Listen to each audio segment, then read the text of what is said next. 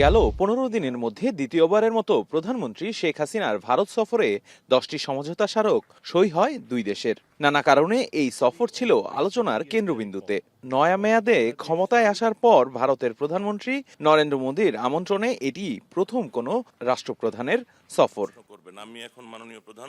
সফর পরবর্তী রীতি অনুযায়ী মঙ্গলবার সকালে গণভবনে সংবাদ সম্মেলনে উপস্থিত হন প্রধানমন্ত্রী শেখ হাসিনা।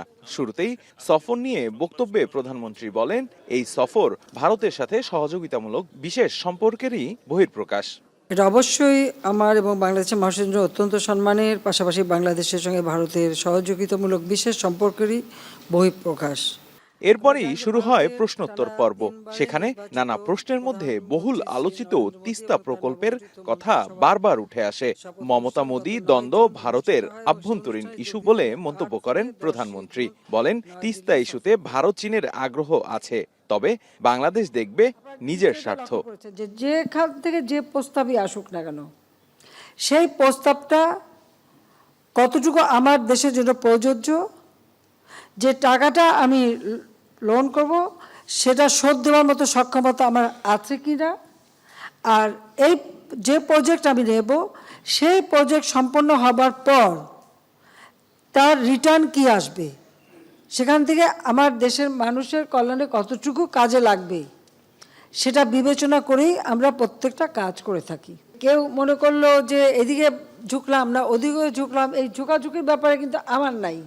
এ সময় সামাজিক যোগাযোগ মাধ্যমে রেল চলাচলের ইস্যু নিয়ে প্রধানমন্ত্রীর দৃষ্টি আকর্ষণ করলে তিনি বলেন, সকল উদ্যোগই সেই অঞ্চলের মানুষের অর্থনৈতিক উন্নতির জন্য। বলেন, শেখ হাসিনা দেশ বিক্রি করে না, বরং দেশের মানুষের কল্যাণে কাজ করে। আর রেল যেগুলি বন্ধ ছিল আমরা সেগুলি আস্তে আস্তে খুলে দিচ্ছি, তাতে আমাদের ব্যবসা বাণিজ্যে সহজ হচ্ছে, আমাদের ওই অঞ্চলের মানুষগুলি উপকৃত হচ্ছে, তাদের উৎপাদিত পণ্য বাজারজাত করার সুযোগ হচ্ছে, বা যে সমস্ত জিনিস আমাদের দেশে আনে সেগুলি আনার সুযোগ হচ্ছে। অর্থনীতিতে এটা বিরাট অবদান রেখে যাচ্ছে। আমরা বাংলাদেশে কি চারিদিকে দরজা বন্ধ করে বসে থাকবো? আমি দেশও বেচি না, দেশের স্বার্থ বেচি না।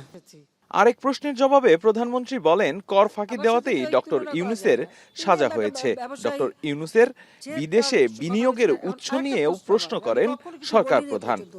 এই যে বিদেশে বিদেশে এত বিনিয়োগ করে বেরিয়েছে, টাকাটা কোত্থেকে আসছে, কার টাকা, কিভাবে কামাই করেছে এই টাকাটা, এটা বিনিয়োগ কিভাবে হলো, সে প্রশ্নটা কি কেউ করেছে কখনো?